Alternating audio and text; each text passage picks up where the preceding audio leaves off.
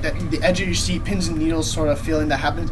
Now, if you have a movie that's like that all the way through, eventually you stop caring. You get desensitized to that feeling, and that's why you put that. That's what happened to me in Avatar, by the way. Yes. So in movies, that's why they include things like comic relief or things like that to break that tension, to get you relaxed and get you back into that neutral position, to then put you back on the edge of your seat. But I'm never on the edge of my seat in Battlefield Bad Company 2 storyline. It never grabs you the way that you get grabbed in Modern Warfare 2. I actually got grabbed a lot more in the Battlefield Bad Company 2 storyline than I did in the first one. But Modern Warfare 2 takes narrative risks that few other shooters are really willing to take. Yeah, they do it too many times. That's the problem, though.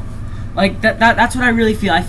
I agree with you that it's very compelling, but they do it too many times. It just gets annoying and gets stale, and it gets like, okay, when is this over? It's a 6-hour campaign. Like, it's even like 8 hours on Veteran, which I beat, but like, it's like boring. I played the game 3 times. Once on normal, once on Veteran to get the achievements, and once again on easy to get the intel achievements. So I played through it 3 times, and each time, like, I got bored of it. Like, I was playing the Battlefield Bad Company 2 single player once to just play through the game, and then a second time to get the MCOM stations, and like I was both still thrilled each time. Like it just, the Modern Warfare 2 story just felt like it was just like hitting you so many times that eventually you're just like, all right, stop. I don't want too much more. It's annoying. Have one thing and that's it. That's what I felt. All right, let's talk about the multiplayer a little bit, because the story, we could talk about it forever. Yeah. As far as the multiplayer goes, Battlefield addresses the class system, using squads and stuff like that, so it's a little bit more modern in the way it's portraying all that. And then Call of Duty sticks with more of the solo kind of feel. Battlefield uses vehicles. Land in air, and Modern Warfare has no official vehicles, but you can use things like the AC-130 with perks in the perk system, which works well.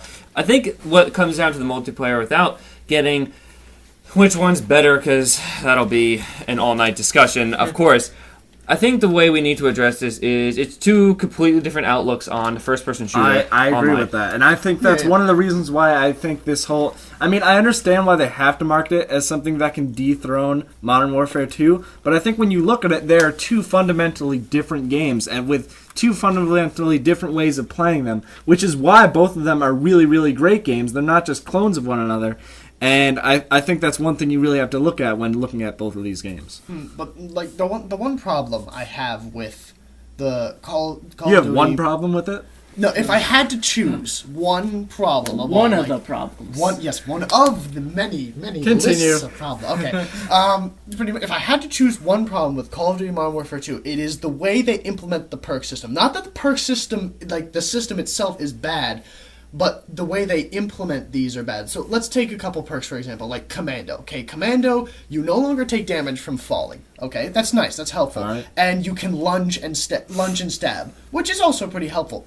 But that's the thing. It doesn't take away 2. The only disadvantage from taking one perk over another is the fact that you can't have both of them. That's what I mean. So you have to customize and decide what works best for you. But then you get classes that build up on multiple things. So you get like a running class with Marathon and how is that a bad thing? This is what happened. You you build up like Marathon and Commando, and then you take the tactical knife. So now you run around at blazing speeds and just teleport knife everyone. And because the transition over the internet, it kind of lags a bit. So instead of on one player screen where it's a nice lunge, and you see on the other screen it's just they teleport and there's no way to deal with it. And while you're doing this lunge, teleport, whatever, you're actually invulnerable. You can't be injured during this transition because of the way it transfers over. I talked about this on a video I released on my own. This is the thing. This is where the Recon things come in. I know it's the Diablo theory, where if everything's overpowered, it's okay. There's absolutely nothing wrong with that, though, because if everyone has the perk to be totally badass, I'm getting to that. Everyone should be totally badass. Look at Recon, though. Look at the Ninja class. Ninja class was completely overpowered. It's going to be tough to talk about Recon. Nobody knows what that is. I know, but you understand what I'm talking about, and you understand what I'm getting at. The fact that, yes, that class is overpowered, but if it's overpowered, it's no longer fun.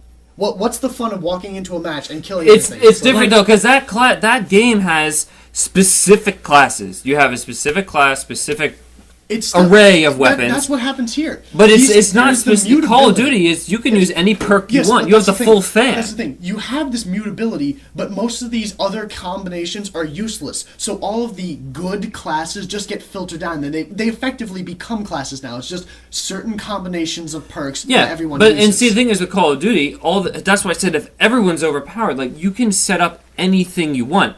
I'm sure that there's some that are going to be, primarily used. And people like understand this one, this, and this gives me this overpowered class.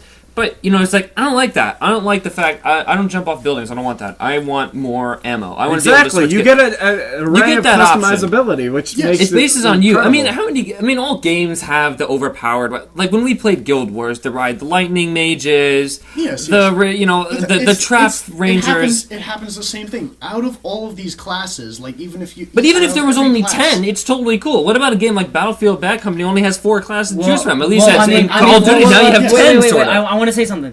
They actually changed it. Now they have they still have the 4 classes, but like they have like you could choose your site. You could have a bunch of different sites. You can have a bunch of different like combinations. Like now they have like a similar perk system. It's not exactly. So wait, there hasn't been another big game that also has had a perk system and a customizable but like it's not like weapon system. It's not like those kinds of perks though. It's like you have one just for your vehicle or like just for your gun. You don't have it for yourself. Like that.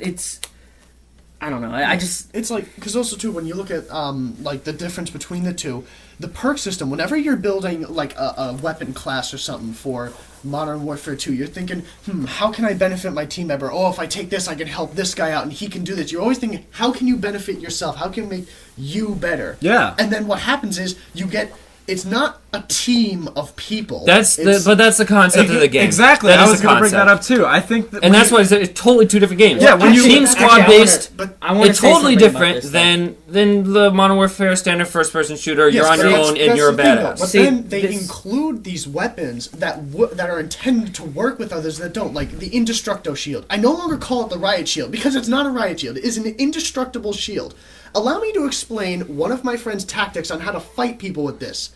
Rather than do something smart like, shoot them. What happens is, in order to kill someone with a riot shield, he throws a flashbang, runs out of the room, places a claymore on the ground. The person walks across the claymore. Alright, that's just dumb. The claymore explodes, doesn't kill him, now has to run back into the room to gun them down while they're still all Alright, that person is an idiot for doing that claymore strategy to begin with. That's the only way to kill him! Okay, Alright, dead, 1 kill. Okay, but the other thing is, I want to quote Will Wright again. Games first, reality or whatever your concept is second. It's not reality. Game that first. affects the gameplay. When people have to do that. You don't have to do that. You don't always have a noob tube. Alright? And if you're in a building, you can't use you the can noob throw tube. grenades. There are so many different What ways if you to have kill a throwing knife though? That's Yeah, but like if you're in a room, you can't throw a grenade because you'll die or he'll run away. If you're at close range with a noob tube, it won't explode. I mean, you can't fight them in close I've quarters. effectively found a way how But to when you're in kill close them. quarters, that's where the riot shield's amazing. Don't try and pass off like the riot shield is like breaking Call of Duty. Like it doesn't break the game. They're really not that hard to kill. It's just like the noob tube. It's very annoying, very childish, very immature. But like they put it in there, you can use it, and like people meaning have grenade launcher in case anyone doesn't know. Alright, well, I think we have to look at these as 2 fundamentally different games. I mean, you have all this stuff that works great, and I think one of the things that makes Call of Duty such a fantastic and accessible game is how it's set up to be more individualistic and, reward individual success and participation. And I think if you look at a game like Battlefield, I think its strength is its ability to reward teamwork and, taking advantage of vehicles and coordinating strategies as far as completing objectives. But just because that may involve that, degree, doesn't mean that Call of Duty is any less good because it doesn't use that. It's a different approach to multiplayer, and I think if you... Yeah, alright, you are obviously... No, I'm sorry, you finish. I think also if you look at Call of Duty, it's something that's so accessible because it's just so rewarding to the individual person that, it just something that you go into and you get a couple kills and then you get that kill streak reward and you're happy. It's something that's the reason why it sells 4 million copies, and that's not the same thing you get with Battlefield. Not to say that Battlefield is a bad thing at all. I think it's one of the best multiplayer shooters out there. but it's more like in my mind, a multiplayer sandbox in the sense that they have a big